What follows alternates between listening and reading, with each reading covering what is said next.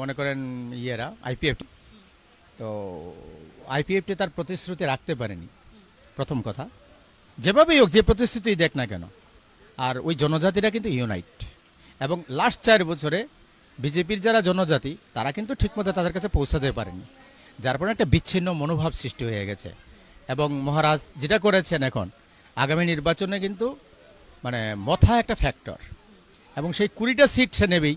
আর আগামী নির্বাচনে সিএম কে হবে এটা মথা ঠিক করবে, আদার্স ঠিক করবে। আমি আজকে বলে গেলাম অনলাইন, আপনি নির্বাচনে দেখুন আগামী বিধানসভা নির্বাচনে কে সিএম হবে এটা মথাই ঠিক করবে।